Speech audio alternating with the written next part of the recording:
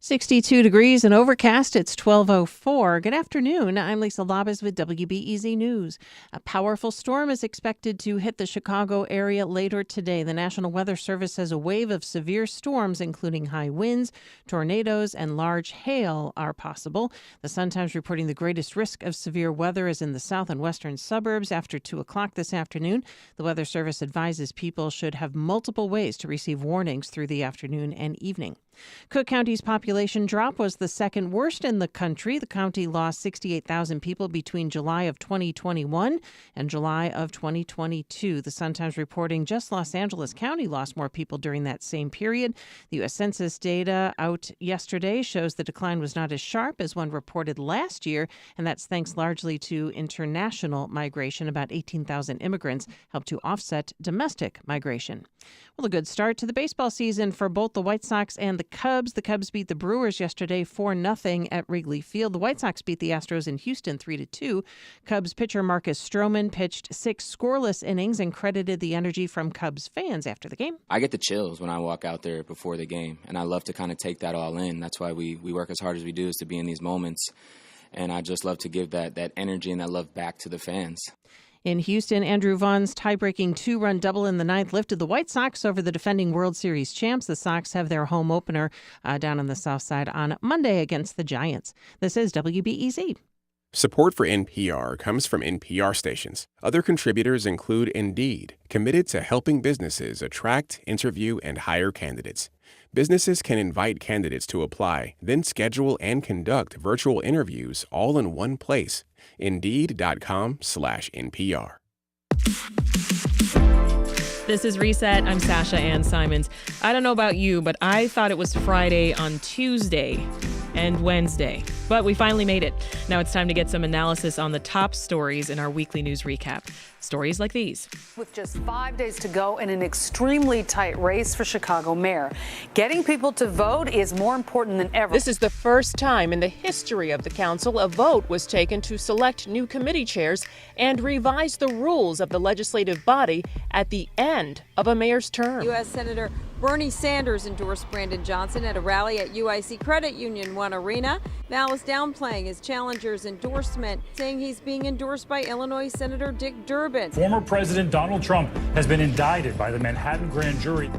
Our star panel of journalists today includes Kim Bellware, national and breaking news reporter for The Washington Post. Welcome back, Kim. Hi, thanks for having me back. John Fountain is here, journalism professor at Roosevelt University. Good to see you again, John. Good to see you. Thanks so much. And Heather Sharon, Chicago politics reporter for WTTW. Good to have you with us, Heather. Hi, Sasha. Don't forget, you can also watch the weekly news recap right now. We're on WBEZ's Facebook and YouTube pages, and you can also watch the live stream on Reset's Facebook page. All right, so we do have to start with the stunning indictment of former President Donald Trump. Was anyone here surprised? I was, because I think there had been a lot of coverage about how the grand jury was going on a break, and they heard from another witness after everybody, had sort of been braced for it. So at least for me, it sort of came out of the blue. And I think there was a little bit of reporting from the New York Times and the Washington Post that even former President Trump had begun telling people he didn't think he was imminently going to be indicted. Mm-hmm. And I bet he was surprised, too. Yeah, there was a lot of discussion about how this grand jury was going to take a break, through April. It wasn't expected to have a lot of activity. It's also one of his nicknames, Teflon Don. There's a lot of people who thought that charges were, really never going to come for him. Yeah. Well, I'm curious of your thoughts, John, and whether maybe you're worried that we'll see a repeat of January 6th. I certainly hope we don't see a repeat of January 6th. I was a bit surprised about the indictment. We all knew it was kind of in the loop.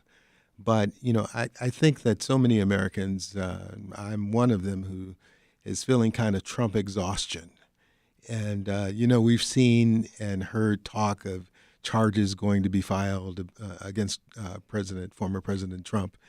And it's been a roller coaster. Mm-hmm. And so now that it has finally happened, I'm still shocked. Yeah. How do you think it'll impact the 2024 presidential election?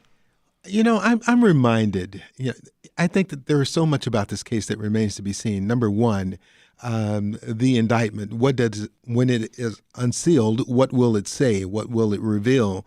But I'm also reminded, I think in 2016, when Donald Trump said, look, I could shoot someone in the middle of Fifth Avenue and I wouldn't lose any support. I remember that. So I think his supporters are, signed, sealed, and delivered. They're going to continue to support him. All the way. So, we'll see. All right, let's turn now to the most pressing election for us here in Chicago. We're just 4 days away from the runoff for mayor and for several aldermanic races. There's a recent poll from Northwestern University showing that the candidates basically are neck and neck, with each one having 44% of the overall vote. The poll shows that 12% are still undecided. So, Kim, does it surprise you that there are still so many undecided voters at this point in the race?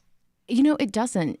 Just anecdotally, in talking to people throughout the runoff campaign all over the city, there have been a lot of people, especially those in neighborhoods that swung the heaviest for Congressman Chuy Garcia and for Mayor Lori Lightfoot, who said they weren't sure if they were going to vote or they didn't know, or if they did know, there were a lot of people in their circle who were feeling, still kind of on the fence. Yeah.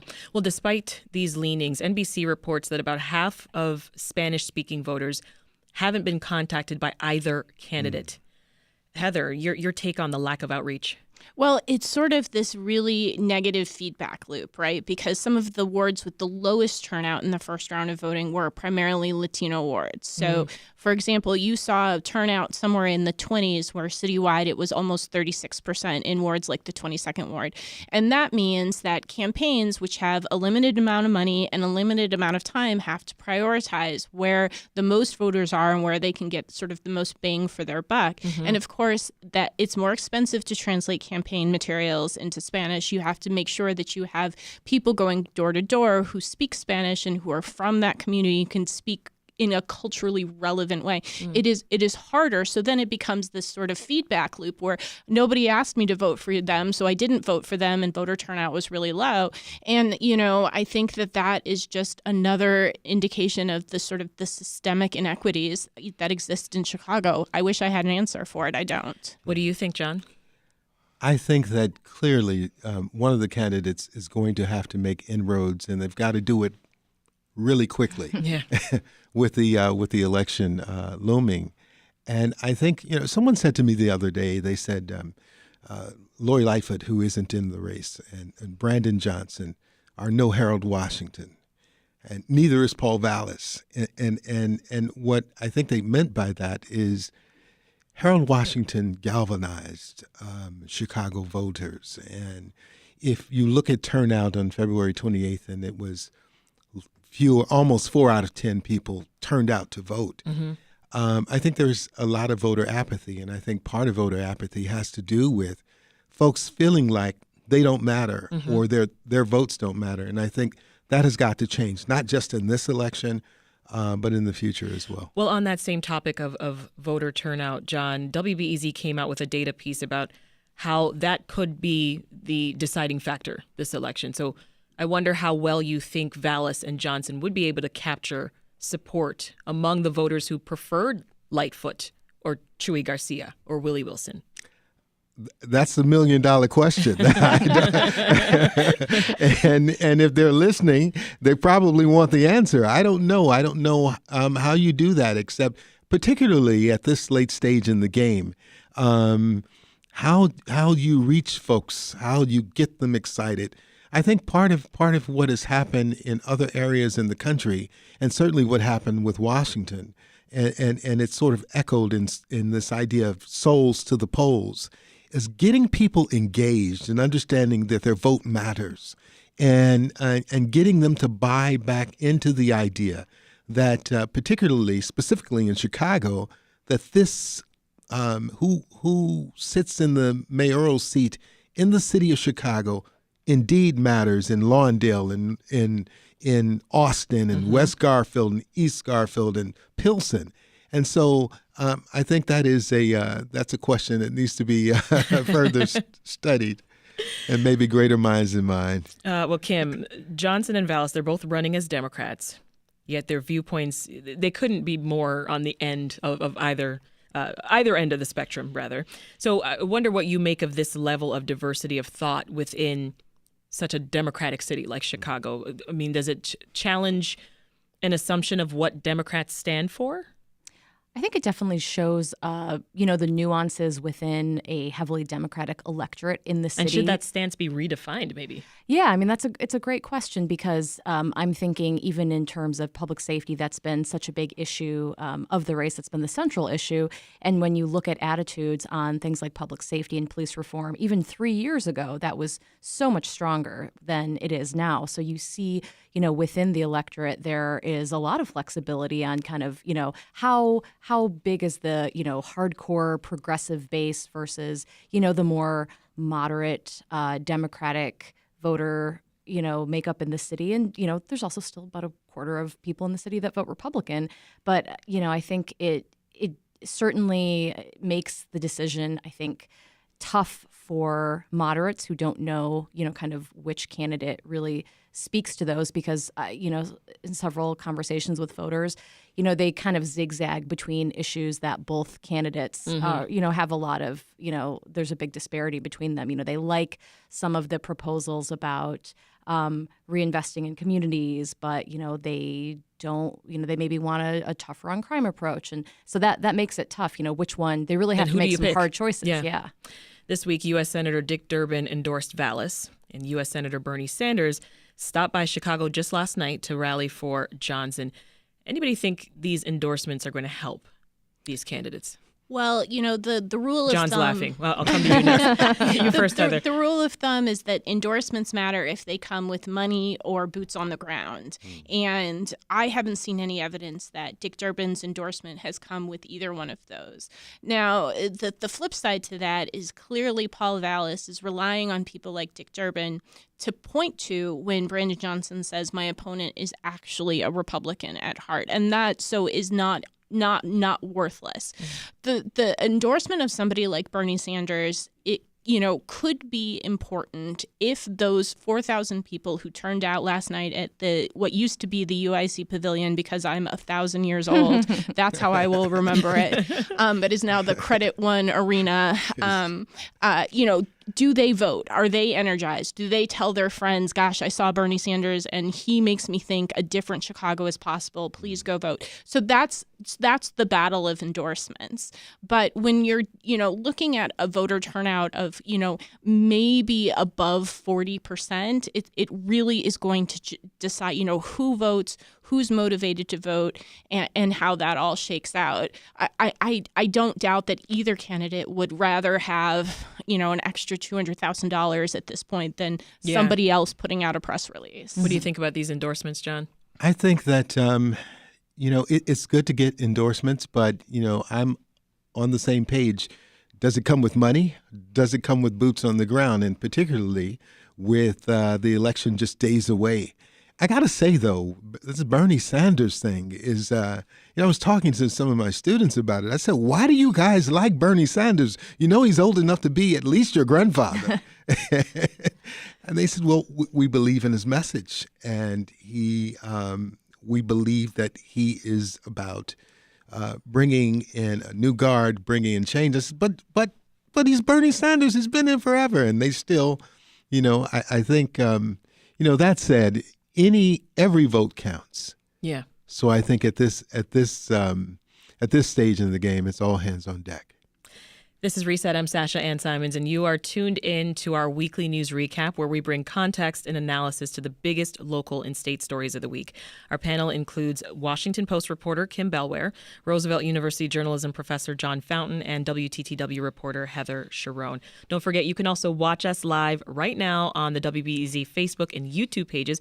You can also leave a comment in that chat box and talk to us. I just may read what you have to say on the air. All right, so maybe it's no surprise, right? But the people and organizations that are contributing to these candidates' campaigns, they reflect the priorities that each of the candidates is running on, particularly when we talk about school choice and education. Fill us in, Heather. So Paul Vallis was really one of the leading architects of the movement in the late 1990s and the early 2000s to transform public school districts into charter school districts. Now, charter schools are public schools, but they're privately run. And Paul Vallis was really a champion of them on a national level, not just in Chicago, but in New Orleans and Bridgeport, Connecticut, and Philadelphia. And while he has said that he thinks Chicago has enough charters, his platform is really the only one that embraces that movement, which has really fallen out of favor with mainstream Democrats. And that is why he has the endorsement of people like Arne Duncan, who is also very pro-charter schools. And, of course, he got a significant amount of money from an independent political group that is funded by Betsy DeVos, who was, of course, former President Trump's education secretary. Yeah. So there is more alike between the education policies between President Obama and President Trump than one might think. And Brandon Johnson is really part of a movement that emerged not just in opposition to that, but in opposition to a whole host of similar political beliefs. So that is really why this has become sort of a battle over what proponents of charter schools will call school choice and what people like the Chicago Teachers Union will call the defunding of public school districts. I'm going to stick with you for another moment, Heather, and turn to some interesting news out of City Council.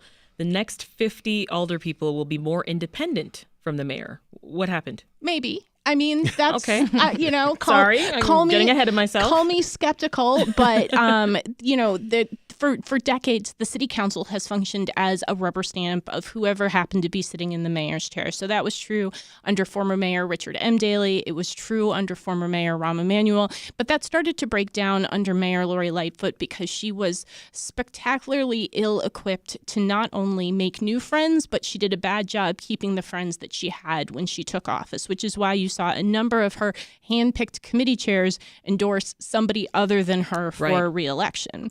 So that meant that her allies, after she lost, looked around and said, well, we're in danger, right? Because somebody else is going to come in and somebody else might want to put their allies in my spot. I really like this spot because people call me chairman or they call me chairwoman, and I get on average an extra $300,000 to spend on my staff. And because the rules are a little bit different, I get to hire whoever I want. So I can hire my cousin and my best friend and that sort of thing. So that was part of the impetus, sort of get together and say, let's make this decision for ourselves. Yeah. Now, the city council has always had this power. They just never felt, free to exercise this power. So I think it is at least at this point still an open question about what happens after we know who the next mayor of Chicago is. Does he come in and say, oh, that's real nice that you made those plans. Here's what I want. And do they fall in line again? I mean, both Vallis and Johnson have said that they favor an independent city council. Right. So a lot of mayors want independence to a degree, and that often stops at the water's edge because you can be independent as long as I don't care what you're doing. But if I care, then I would like you to fall in line. Right. And just like we have a strong tradition in Chicago of reelecting mayors for, 20 odd years at a time, the city council has no institutional memory or muscles to be independent. And they have traditionally not been a legislative body. They have been 50 tiny cities governed by, a tiny mayor sort of exercising total control over that area. It's very different to go from being sort of the alderperson of a neighborhood like South Shore and only focused on South Shore, but then being asked to sort of say, well, what sort of abortion care policy should the city of Chicago have? How much taxpayer dollars should we spend to ensure that people coming from Indiana, where the right to an abortion has been severely curtailed, if not banned, what amount of my constituents' taxpayer dollars should we spend? Those are two very different skill sets, and one most city council members are comfortable with. One will be, we are entering into the great unknown. My goodness. So, Kim, does this vote mirror what we're seeing on the national scale? And I'm thinking specifically of Republican lawmakers who sought more independence from leadership. And this is when they're choosing like the Speaker of the U.S. House of Representatives. Republican lawmakers won major concessions from Speaker Kevin McCarthy that gave them more power. So I'm talking things like lowering the number of lawmakers required to call a no confidence vote and getting more time to review legislation before voting on it. Well, I think you're seeing across the country definitely, especially where Republicans might have made gains in, at the local level, they're going to try and, reform the rules a little bit or take back some of that power so they can act with, more independence. The makeup of the city council, I think Heather probably would be more dialed into this, but, it seems like it has certainly retained a lot of its more progressive members. It looks like it's getting younger too a little bit. So kind of tossing back to what's happening here. How much will that independence remain? But the other thing is that the city council just fundamentally doesn't seem to have the same makeup that it once did, where you had a really strong mayor who had a lot of patronage opportunities. Now it does seem like there's something to be gained if city council members can flex a little more of their independent muscle, weakening the next mayor's powers. John, final thoughts from you before we take a pause. I mean, have we seen a movement like this before in Chicago? I can't remember. And I'm probably older than anybody in here. I was born in 1960, and I confirm. I get the cake. But you win. But I don't think I have. I am used to the old city, blustery, windy city of Chicago that where there is lots of political bluster, and that the person who sits in the seat in the mayor's office is the one who rules. They're the boss. Yeah. And so this idea of an independent city council, I'm like, where's that? I'd like to see it, and I think that having a more independent city council, I think again speaks to something I said earlier about getting folks who live beyond, City Hall, beyond the Gold Coast, who live in what I call the Cold Coast, to buy in and to feel like they have a stake in the city, and that the city cares about them and their needs and issues as well. Well, and to, also go off of John and Heather's points, just a reminder, Chicago has so many more aldermen, proportionally than a lot of other major cities, so everybody has their own little fiefdom. You don't quite have, that's why it's so unique to us in some ways. We'll leave it there, but don't go anywhere. We will continue our analysis of the top stories across the city and state with our panel of all-star journalists just ahead. I want to give some love to Heather Sharon because it's happening on YouTube right now. Chicago 675 says, Heather is always so spot on in her analysis. Is that you? Thankful she's a reporter in this city. Well, thank you. All right, let's check in with Lisa Labis. Hey, Lisa. Hey, my mom also texts when I'm, sick or something or whatever. So that's very sweet. All right, so some breaking news, sort of. Minneapolis says it is going to revamp its police department.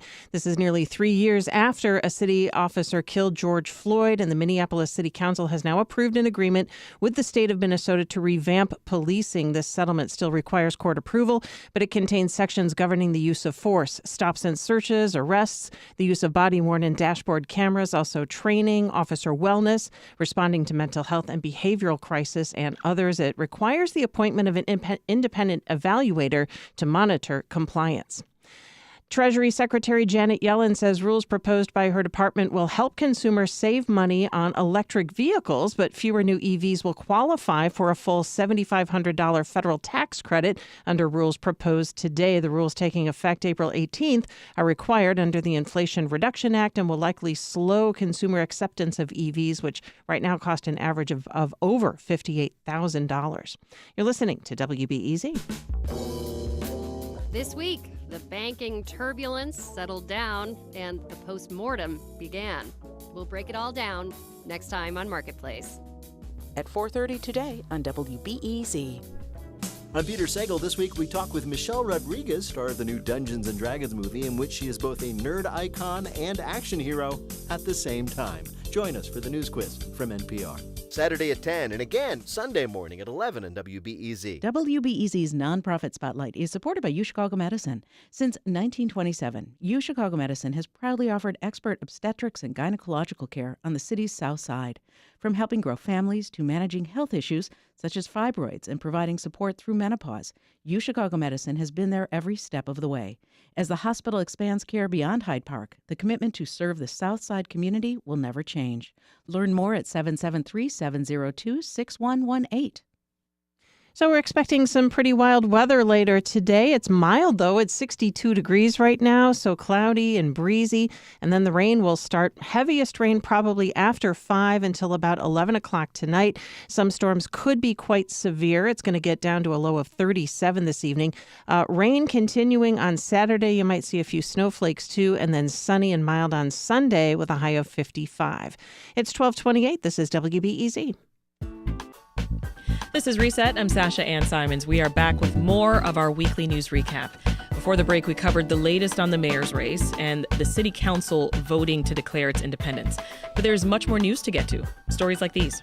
Defense attorneys are getting their first chance to cross-examine a star government witness in the bribery trial of 4 former ComEd executives and lobbyists. The U.S. government attempts to make its bribery case, against the so-called ComEd 4. This was a long, hard fight to get this Asian majority ward. When you ask for a majority ward, you're asking for representation. And in the runoff, appeals to representation alone may not win Lee's case.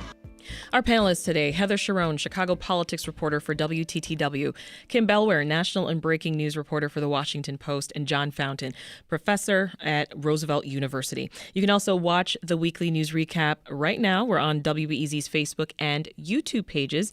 Folks are already chiming in with comments. We've got another one here from Chicago 675 who says the move by City Council for independence, it hurts Johnson if he wins. Vallis, not so much. Let's jump to aldermanic races, Heather. At this point, 14 seats are open as wards prepare to vote for their next alderperson.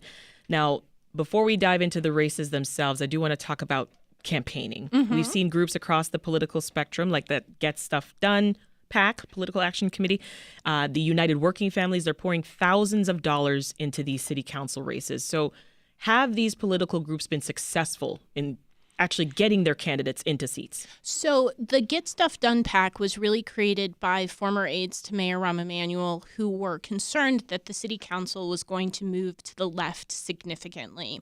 And in the first round of voting, they were not successful. They targeted Alderman Byron Sigcho-Lopez in the 25th ward, and they spent literally hundreds of thousands of dollars to hurt his campaign and to boost the campaign of his opponent, Aida Flores. Sigcho-Lopez won relatively handily, which means that they now have only one sort of main target in these runoff, which is Angela Clay in the 46th ward to represent Uptown. So she is the last remaining city council challenger who has been endorsed by the Chicago chapter of the Democratic Socialists of America. And so she would be the 7th member to be backed by DSA to be on the city council. And she faces Kim Walz, who has a lot of support from the Democratic establishment. So that race has really been the focus of the Get Stuff Done PAC. But as you said, there's lots of other money too, especially from United Working Families, which is not only endorsing Brandon Johnson, but endorsed a slate of 17 candidates and had a relatively high success rate, including with victories outright by Jesse Fuentes in the 26th ward and Julia Ramirez in the 12th ward. So they're hoping to expand not just the progressive caucus, but really sort of the very solid sort of Brandon Johnson endorsing progressive caucus. Yeah. And that could shift significantly regardless of sort of the efforts by the business community. Yeah. And I should add, the realtors have also spent a significant amount of money as well. I mean, John, as we heard, the Get Stuff Done PAC, it spent over $1 million in these races. Are you surprised? Do we typically see this type of money poured into aldermanic races? I don't know if I can't speak to that, whether this is typical or atypical, but I know that it is clear that that the stakes are high in this election, and they're doing it, and so it is. I think it's something for us to note. With new folks, Heather, particularly progressive council members joining, how progressive could the next city council be? Significantly progressive, which is why I'm not sure I agree with our esteemed commenters' comment that the reorganization stands to benefit Mayor Paul Vallis and not Mayor Brandon Johnson, because 4 of the new committees are set to be held by members of DSA, which would be just a really significant shift in terms of sort of the ability of those alder people to get hearings, to call votes, to sort of push those things forward. So, I think that the math for progressives in getting things like, the Bring Chicago Home ordinance, which would increase real estate transfer taxes to fund services for unhoused Chicagoans, I think the treatment not trauma proposal, I think all of those become easier to at least put in the City Hall spotlight, if not actually pass in this next term. So that is essentially what the business community is sort of pushing back against, because they see those proposals as A, very expensive, and B, not friendly to business. And we can if we had 1,000 hours, we could talk about the truth of those. But that's sort of what they're pushing back. But, again, I think that the electorate as a whole is receptive to those. And I think that those issues have really buoyed Brandon Johnson's campaign. Kim, there will be a new mayor and a number of new aldermen joining. So what do you think needs to happen for them to work together successfully? Well, I think the new mayor is definitely going to have to strike a different tone and a different posture than Mayor Lori Lightfoot did. She had this reputation as being someone who was difficult to work with, who was just very combative. And I think whoever the next mayor is might want to make extend a little bit of an olive branch, show that they're there to, be cooperative, that they value independence of the city council, whether or not, how deeply they believe that. Definitely a tone shift is going to be something to kind of erase some of the bad juju from the past 4 years when we saw it was a very explosive city hall.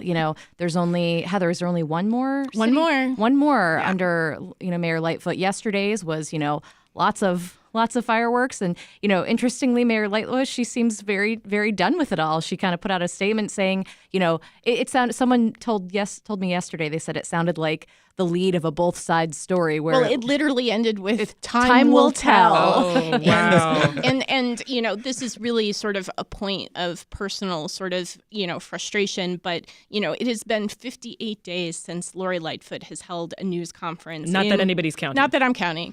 In her official role as mayor of Chicago. And, I think that these debates can often sort of seem very self-serving. And I'm not going to deny that I would like the, chance to ask her questions. But the fact of the matter is that she is going to be mayor of Chicago for the next 45 days. And I think it's a crucial part of democracy that members of the news media are allowed to question and, confront our elected leaders. And we just simply have not had that opportunity for a significant period of time. And I think that we are going to have to press whoever the next mayor is to make sure that that access is not curtailed as the way that it has been under Lori Lightfoot. I want to quickly dig into a race here. The 11th Ward, Chicago's first Asian majority ward, and incumbent Alderwoman Nicole Lee, as well as longtime CPD officer Anthony Saravino, they're going to face off next week. So, Heather, this race is interesting because, of course, Chicago's first Asian majority ward, it could or could not see an Asian alderman representing it. Yeah, that's right. So, every 10 years after the census, the ward boundaries have to get redrawn. And part of the real push was to create an 11th ward that unified Chinatown, which is one of the few Chinatowns in the United States that's growing because for many, many years, Asian Americans in Chicago felt like their political power was diluted because their votes were essentially split between the 11th ward and the 25th ward. So now they have an opportunity to sort of, join together and express that sort of political power. And that pits, as you said, Alderman Lee, who was appointed by Lori Lightfoot against Officer Anthony Saravino. And it's a really fascinating race because Lee did not endorse Lori Lightfoot, even though Lori Lightfoot appointed her to the city council, which I think was an early indication that Lori Lightfoot was in deep trouble. And she has endorsed Paul Vallis, who has endorsed him. Now, Vallis won the 11th ward pretty handily because there are a lot of concerns about crime and public safety in the 11th ward and among the Asian community, which is why I think that that Officer Saravino has had such success in his race. The question question is there was another Asian candidate in the race. Do those supporters unite behind Nicole Lee?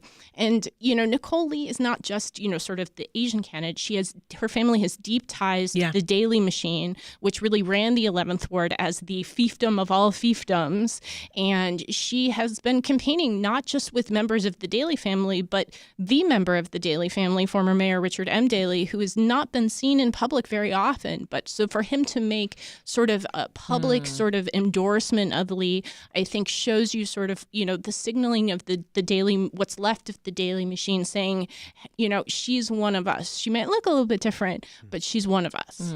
John and Kim, any aldermanic races that you all have your eyes on? I'm interested in the 36th, personal bias there, because that's where I live. Is that where you live? But, you live in the pool noodle ward. Yes, Congratulations. I live in the pool noodle ward. It's newly redrawn, very oddly shaped, stretches basically from, parts of Westtown all the way up to, I don't even know how far it goes, but oddly shaped. And that is another one of those races where you have the get stuff done pack, spending money against a challenger, Lori Torres-Witt. She is she's a teacher, has kind of campaigned with Johnson, going up against incumbent Gil Villegas, who has been getting a lot of support from the real estate community, the business community. And, he doesn't have a big gap to close. He won about 45% in the general. So, but the signs are everywhere. Both candidates have been out and about. They have been knocking on those doors. Yeah, I can imagine. The mailers, all the things. My mailbox is exploding. I can imagine. John, anything keeping you? No, I just, like most Chicagoans, waiting with bated breath. We'll wait and see. I do want to switch gears to the ComEd bribery trial, which I know you've all been paying attention to. I'm going to do something a little different here first. John, can you give us sort of the big picture here? I mean, Illinois is known for political corruption. What do you think is at stake now with this trial? Illinois is known for political corruption? Yeah, I don't know if you've heard. Shocking. I am shocked. I can't believe it. Well, what's at stake here, I think, is what's always been at stake, the integrity of the state, the integrity of the county. I think people's belief in the system and politicians, and ultimately the belief in justice, which we're also seeing play out nationally. And so, I've looked at some of the trial and some of the updates, part of the secret recordings of the utility exec Fidel Marquez, who wore a wire, and also a body camera to capture his interactions with the four defendants. Right. Yeah. And so it's interesting to see, to watch how this is going to play out, and ultimately, it leads all the way to Mr. Madigan. And so I don't know. Yeah. Well, let's get a little more granular here. We talked a lot about this during our recap last week, Heather, but just give us another quick overview of what this case is about. So on trial are 4 former ComEd executives and lobbyists, and they are essentially charged with doing the bidding of former House Speaker Michael Madigan, who has also been criminally charged, but in a separate indictment, and is set to go on trial in April 2024.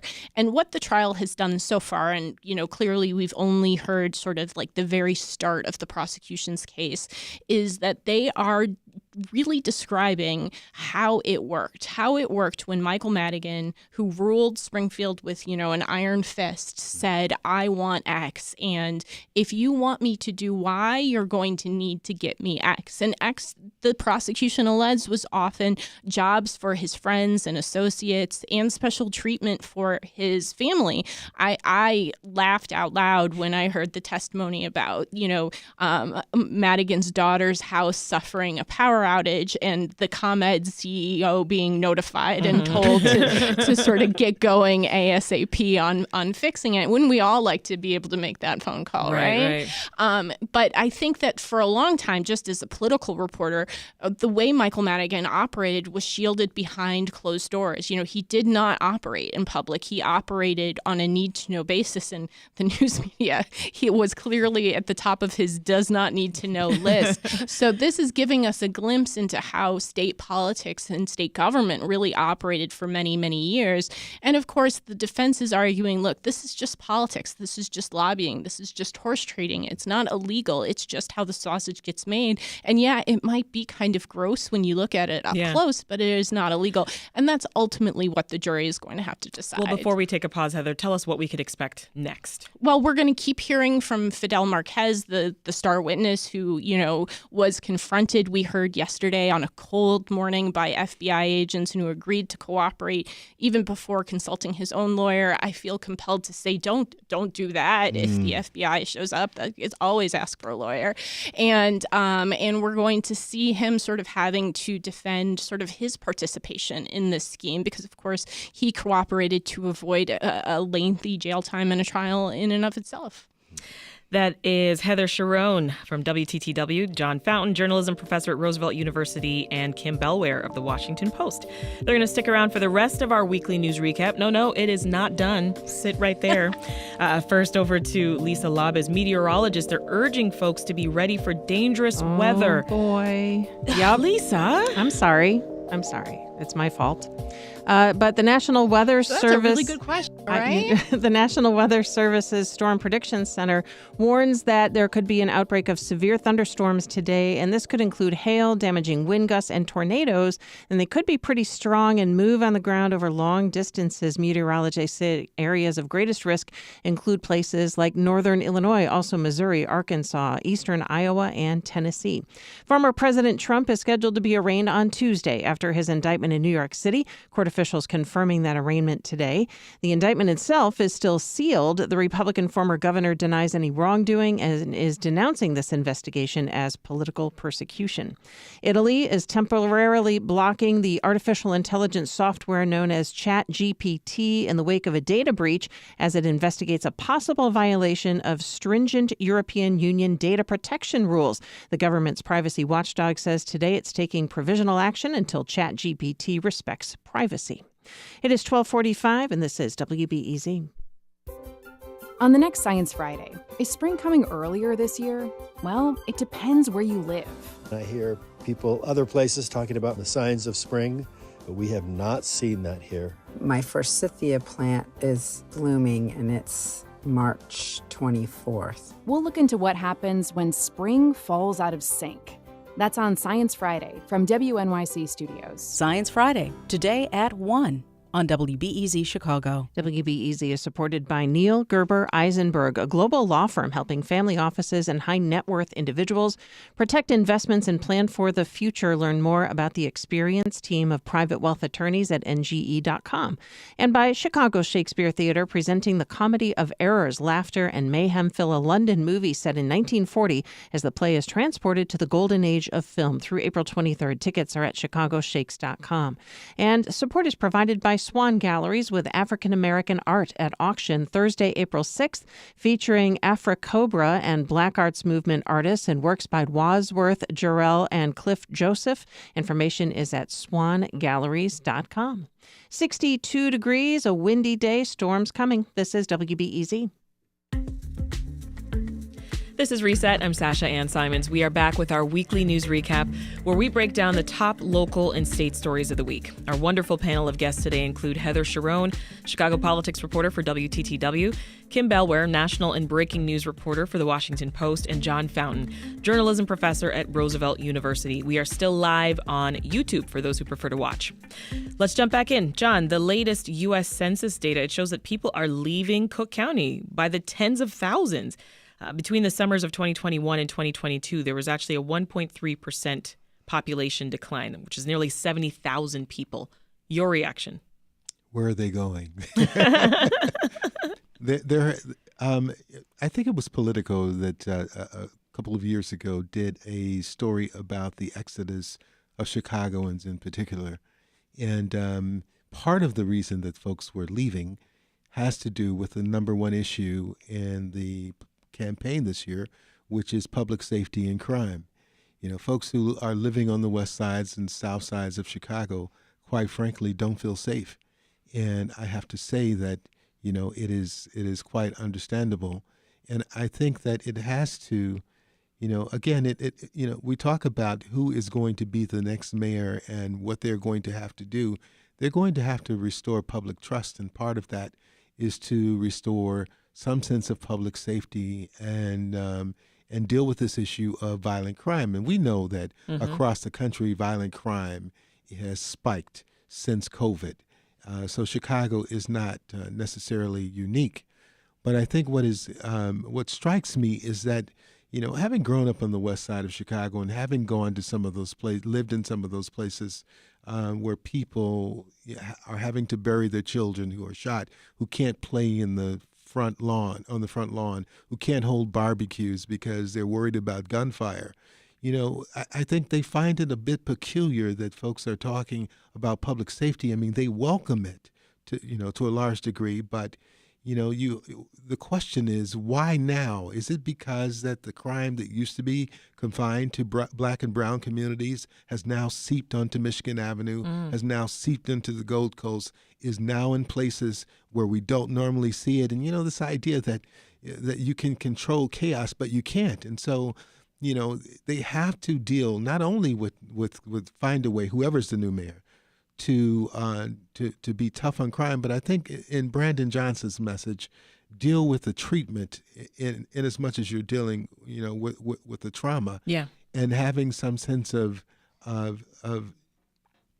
knowing that this is a larger problem that is so much larger than law enforcement. You can't solve it by throwing more police at it. Yeah, Kim, this was the second biggest decline among all U.S. counties during that period. Does this mean that Cook County could soon be the third and not the second largest county in the country, you think? This is a personal nightmare of mine because I know that for years, Houston, which is in Harris County, has been coming for us. There are about 300,000 people behind us, and that is one of the places where people in Cook County are moving to. You know, notably, a lot had been reported during the 2020 census about how much of Chicago's population loss was heavily from Black Chicagoans in particular. And there's a lot of migration to, you know, places like Atlanta, places like Phoenix, places like Houston. So, you know, for now, Cook County is still a major metro, but, you know, we have our second city, you know, reputation and, you know, kind of whatever that means in the county that we deal with enough, I think, you know, but to John's point about what it means for people to stay in the county. I mean, it's a countywide issue. I know that McHenry County had some pretty big losses, so it's not just what happens in the Chicago city limits. You know, there's been a lot of return to cities too. You know, I think some data has shown that there's been a post-pandemic or since the start of the pandemic, there's been a reversal back to cities.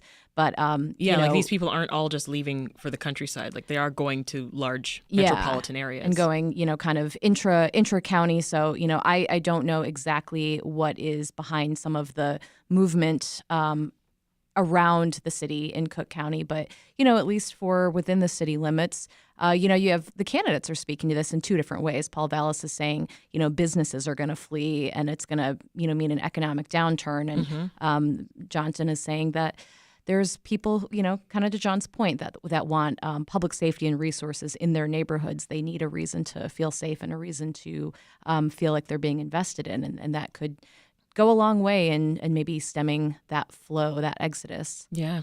One of our friends on YouTube, Old and in the Way, says the census data needs to be taken seriously. There are reasons people choose to leave.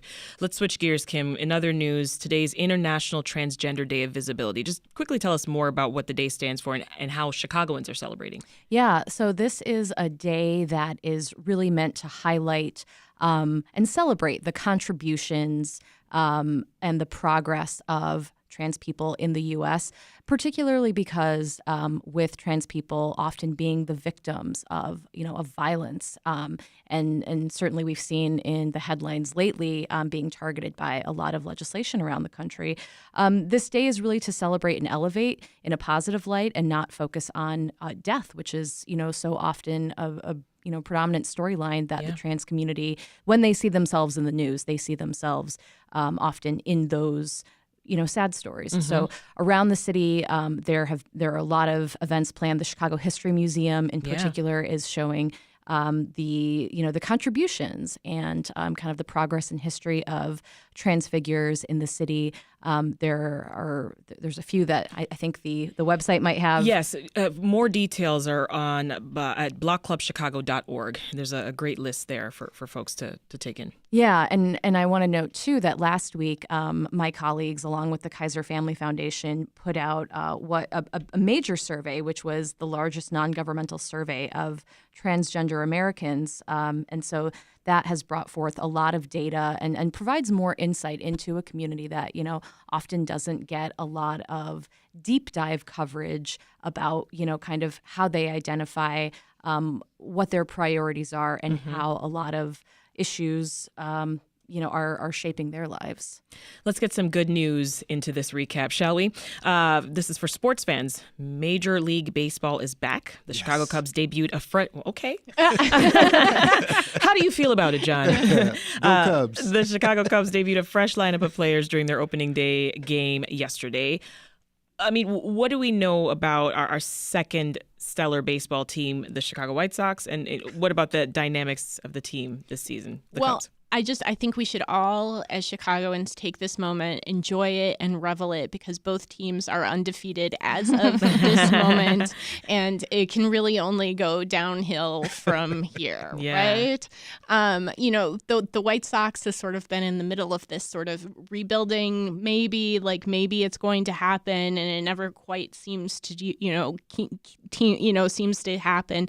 But Tim Anderson is one of the most fun players to watch in Major League Baseball, so it is a societal good that he is back on the baseball diamond. And but this season's going to be really weird because there are a bunch of changes that are going to go into effect with the pitch clock in an attempt to speed up the game, which I personally don't understand, because you go to a baseball game to sort of slip the surly bonds of time and only exist in a liminal space where you're shoving hot dogs. I want the time to speed up when I'm watching it on TV. Well, there you go. Not when I'm at the game. Yeah. So hope springs eternal. It is. I have yet to recover from the universe inversion World Series win of the Chicago Cubs in 2016. And perhaps if they win another World Series, the universe will turn back in on itself and right itself. John, baseball fans have another reason to celebrate. The MLB Association reached a 5-year collective bargaining agreement with players. So this is also the first contract that includes minor league players. I mean, how big of a deal would you say this is? Well, it seems to be a really big deal. I mean, it is the fact that you can, for baseball players, live your dream and have a livable wage. And so it's a huge deal. That is excellent. And can I just say, there's only one team in town. Oh, God. What team is that, John? They're on the north side. Do you want Sasha to get all sorts of angry chats? Here come the emails. Listeners, please don't email me. I didn't say it. Please. Do not at Sasha-Ann Simons. It was not me. Don't tweet me. And I have one dream. I want to stand in Wrigley Field, and I want to lead the 7th inning stretch. Okay, speak it into existence. Yeah. I like Kim, it. You're a baseball fan too. I know. I mean, I'm a baseball fan. I'm kind of like my mom in that I want everybody to win and have a good time. But that's not how baseball works. I know, but I think the real winners of this season are going to be the people like me who, are not going to every single game and not following every single play and every single trade. Right. I wouldn't call myself a fair weather fan, but I, like you, Sasha, am one of the people who is excited that the game is going to get faster. Exactly. Speaking of weather, John, I hear you are our resident meteorologist today. Chicago's going to see heavier showers starting later this afternoon, part of a severe weather outbreak over the Midwest. What should we be on the lookout for? Rain. Yeah, Rain. rain and wind. Rain, lots of rain, Thunderstorms, and wind, and thunderstorms, tornadoes, and lightning, and all of that. All that patio furniture you put out on a warm weekend, bring it back inside. Charge your devices. Hail. And Charge your devices. Yes. Yeah, well, this is how you know it's spring in Chicago, right? That's right. Oh, man. Like, it's not snowing, but we've got everything else. And I hate to end it on this note, but we got to leave it there. John Fountain, journalism professor at Roosevelt University, Heather Sharon, Chicago politics reporter for WTTW, and Kim Bellware, national and breaking news reporter for The Washington Post. Thank you all. Have a great weekend. Stay safe. Thanks, Sasha. Stay dry. Stay warm. That's it for Reset. The show is produced by Meha Ahmed, Stephanie Kim, Linnea Dominic, Brenda Ruiz, Micah Yason, Claire Hyman, Michael Liptrot, and Andrea Guthman. Dan Tucker's our executive producer. Ethan Schwab, Dave Miska, and Haley Bloomquist were our engineers this week. Monday on the show, comedian Roy Wood Jr. joins us. That should be a fun conversation. I will be off, however, next week for spring break, but not to worry. A few of my WBEZ colleagues will take turns and have you covered in the host chair until I get back. I'm Sasha-Ann Simons. Thank you so much for listening, and have a great weekend. We'll meet again soon. Go Cubs, go Sox, go everybody. It is 12:58. Science Friday coming up next. Good afternoon. I'm Lisa Labas. Thanks for listening to 91.5. WBEZ is supported by Delta Dental of Illinois, dedicated to providing dental and vision coverage to individuals, families, and businesses with a goal of keeping smiles and eyes healthy. Learn more at Delta Dental.